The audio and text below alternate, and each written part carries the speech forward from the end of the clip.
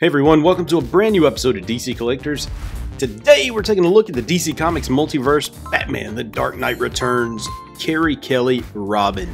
Now this is part of the New 52 Doomsday Build-A-Figure or Collect and Connect, and this features maybe the right leg or the left leg of Doomsday, and it is the last piece that I need to complete Doomsday. So we're going to review Carrie, Kelley, and then in another video review the whole Build-A-Figure. Now let's take a look at the figure up close in the package. Very much resembles this Frank Miller artwork here. Side of the package, not much there. The back of the package here is where the cool stuff happens. Of course, this is the Doomsday figure you can build and all the figures in this set that you need to build that figure.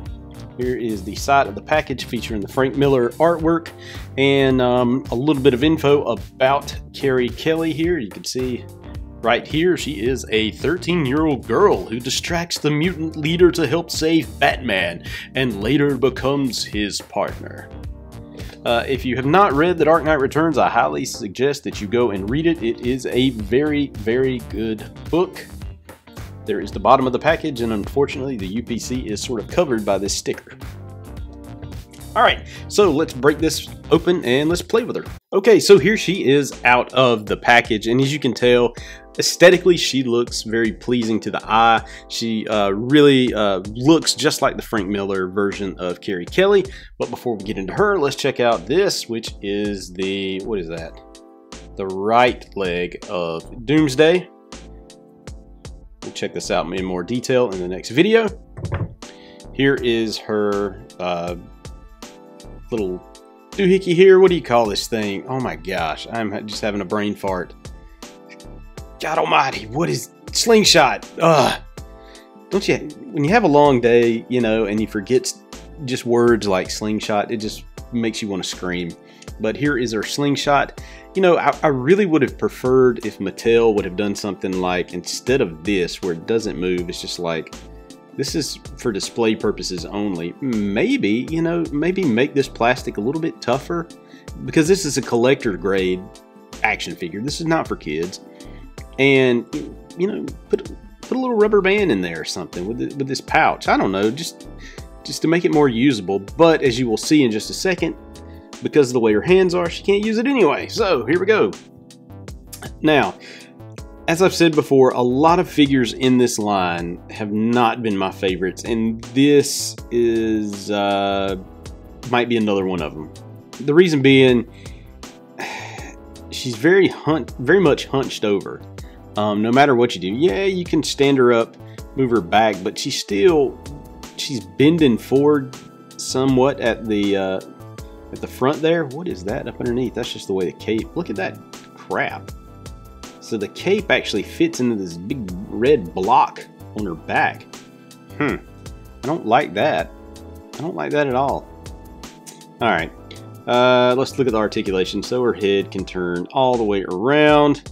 Her arms can go about that high. Does she have bicep swivel? She does not have bicep swivel, but her elbows can turn all the way around and they bend as well.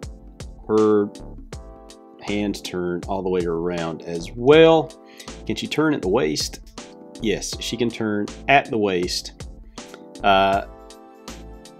She can do a fairly good split. Thigh swivel as well. Oh, that's tough. She has a little bit of a knee bend there. And of course, she has ankle joints, but I'm afraid I'm gonna break because they're kind of tough right now. You can see it goes up and down. What is she missing? She doesn't have an ab crunch. Why not? Why not? Her head, I guess it can go forward and backwards just a little, but not much at all. And really, this is sort of a smaller piece. Why not go all out? I mean, I don't understand it. The cape is the same rubbery plastic that we normally get.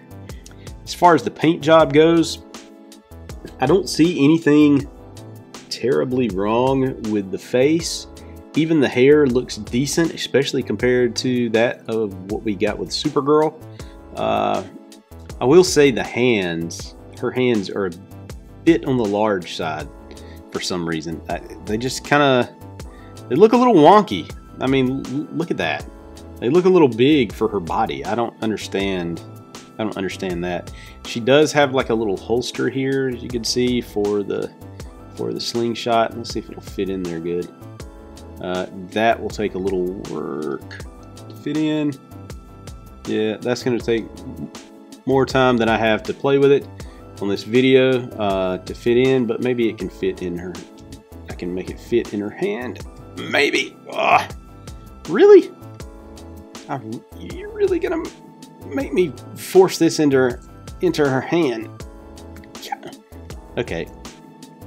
Yeah, I can't even. It's so rubbery. Every time I try to force it in there, it just doesn't go. Oh, well, look, no wonder. It doesn't, it's closed at the bottom.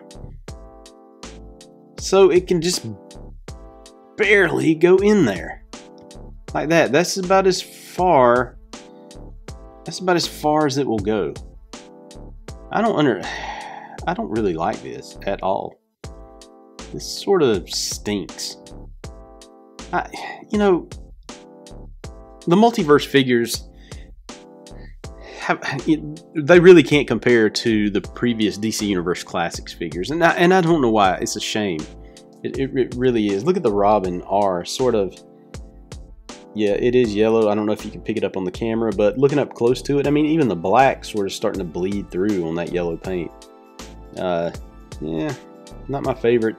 Lots of green paint, like on the elbows where the skin should be. Same thing on that side. So, all in all, yeah, this figure, if you don't pay $20 for it, unless you need the Doomsday piece, hold back. Try to buy this one for as cheap as possible. Maybe find it for $6 or $7, like in an outlet store or something, because they're still there. I found a Books A Million on vacation, and it still had they had this figure there. Unfortunately, it was still like $24.99. I'm like, are you kidding me? Books A Million?